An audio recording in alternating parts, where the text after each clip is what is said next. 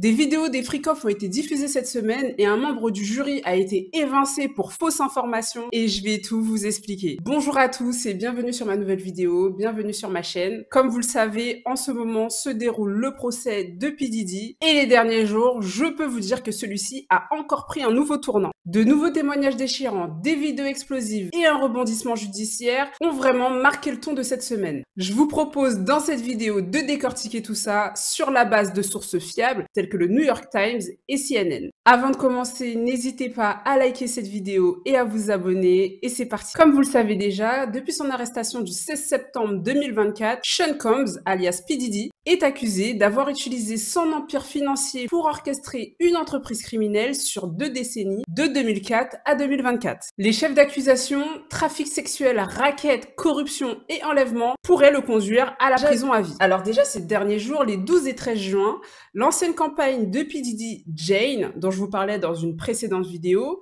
a continué son témoignage. Comme je vous l'expliquais précédemment, Jane, qui était un témoin clé dans ce procès au même titre que Cassie Ventura, puisqu'elle avait pu fréquenter de manière prolongée en tant que petite amie P. Diddy, avait livré un témoignage quand même assez glaçant. Elle expliquait que, au même titre que Cassie, elle aurait aussi subi des violences et physique de la part de P. Diddy. Elle expliquait que P. Diddy l'aurait rendue dépendante financièrement, puisqu'en fait, il payait son loyer à hauteur de 10 000 $ tous les mois, qu'à côté de ça, il avait aussi injecté des sommes dans son entreprise, et qu'elle s'était retrouvée du coup en dépendance financière dans cette relation. Elle expliquait que tout ça venait avec une contrepartie, et que cette contrepartie était, tout comme Cassie, de se soumettre aux désirs de P. Diddy, notamment en lien avec les freak-off. Et donc elle décrivait ces freak-off comme des nuits d'hôtel où elle était forcée de consommer des drogues et d'avoir des rapports avec des escorts masculins sous les ordres de P. Diddy. Et donc là, ces derniers jours, elle est revenue sur un événement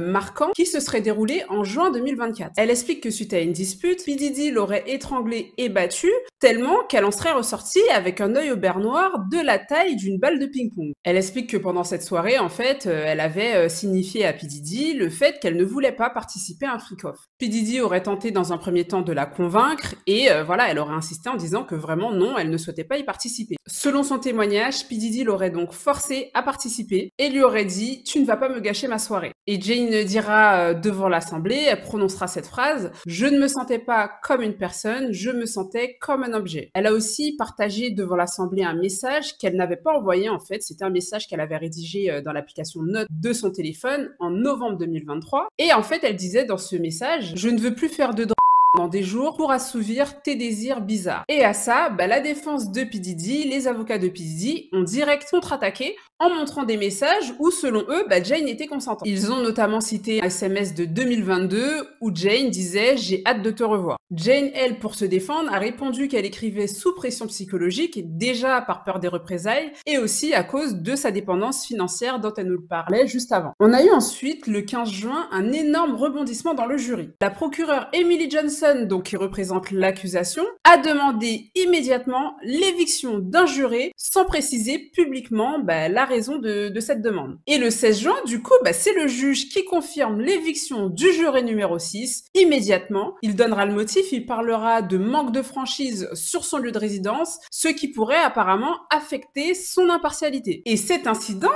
montre la pression énorme qu'il y a autour du jury. Dans un procès aussi médiatisé et aussi important aux États-Unis, chaque détail compte et peut faire à tout moment basculer l'issue. Et d'ailleurs, les jurés eux-mêmes sont extrêmement sous pression puisqu'ils ont pleinement conscience que le monde entier est en train de suivre cette affaire. Le 16 juin, nouveau coup de théâtre, le tribunal a été secoué par la présentation de nouvelles vidéos de freak-off qui datent de 2012 et 2014. Il s'agissait de 3 clips vidéo d'une durée à peu près de 30 secondes qui ont été récupérés sur l'ordinateur de Cassie Ventura. Ces vidéos montrent clairement des rencontres sexuelles où on peut identifier Cassie Ventura en compagnie d'escort hommes et très souvent P. Diddy dans un coin de la pièce en train de donner des ordres et filmer. Il y a notamment donc cette vidéo qui date d'octobre 2012 qui a été filmée au Trump International Hotel à Manhattan où on voit Cassie Ventura entourée de 2 escort hommes et clairement sous l'emprise de drogue telle que l'ex.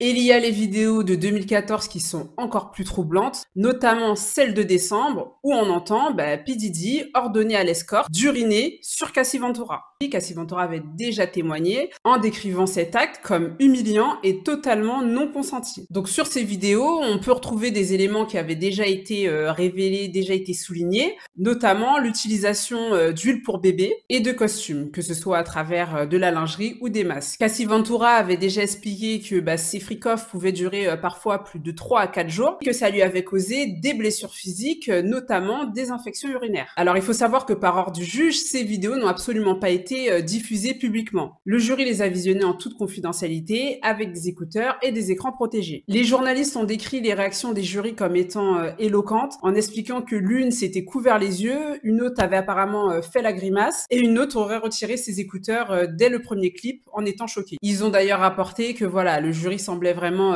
impacté par ces images. Et le 16 juin, c'est l'agent spécial d'Elias Appelland qui a présenté des preuves matérielles accablantes. Elle a montré des messages de 2013 où on voit clairement P. Diddy et Cassie Ventura prévoir un freak-off pour fêter Noël. Ils ont montré voilà, des factures de 2012 pour un vol pour Cassie Ventura et aussi une chambre d'hôtel sous le pseudonyme de Janet Clark. Ils ont aussi trouvé voilà, des reçus d'autres hôtels payés à chaque fois en liquide ou avec la carte American Express de P. Diddy. Le but était de montrer aussi que ça impliquait notamment l'entourage de P. Diddy, notamment son assistante Christina Koram qui demandait 4 000 $ en liquide pour des chambres ou pour des provisions. Suite à ça, les procureurs ont aussi accusé P. Diddy de subordination de témoins. Ils sont revenus sur le fait qu'en février 2024, P. Diddy aurait cherché à rentrer en contact avec Mia. Comme je vous l'expliquais dans une précédente vidéo, Mia est une ex-assistante de P. Diddy qui s'est plaint d'avoir dû travailler dans un climat de terreur et qui avait accusé P. Diddy de violence et de violence sexuelle notamment. Elle expliquait qu'elle avait arrêté de travailler pour P. Diddy depuis à peu près une dizaine d'années. Diddy l'avait virée et blacklisté du milieu, notamment puisqu'elle n'aurait pas révélé la relation de Kid Cudi et Cassie à l'époque. Donc apparemment,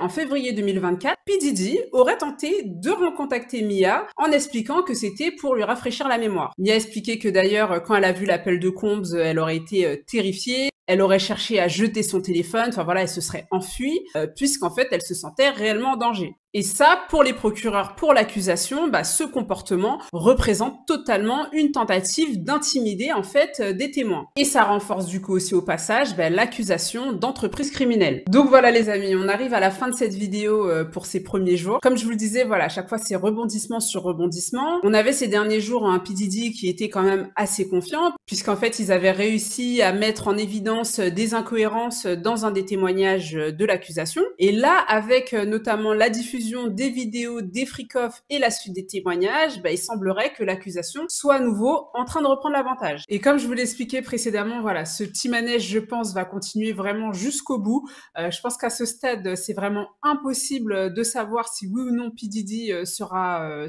condamné. L'accusation ne le fait que le répéter. Ils ont apparemment un tas de témoignages à charge contre P. Diddy. Donc eux, de leur côté, ils disent être assez confiants. Et cependant, comme vous le savez, on va très bientôt basculer dans la deuxième partie du procès, où là, ce sera à la défense d'exposer toutes ces preuves et ces témoignages. Et je pense que ça promet aussi d'être chargé en rebondissement. Voilà, j'espère que cette vidéo vous aura plu. Si c'est le cas, n'hésitez pas à liker et à vous abonner. N'hésitez pas aussi à me dire dans les commentaires ce que vous en pensez, voilà, de là où on en est dans le procès, de l'évolution, etc. et des différents rebondissements. Et on se retrouve très bientôt pour une nouvelle vidéo. À bientôt.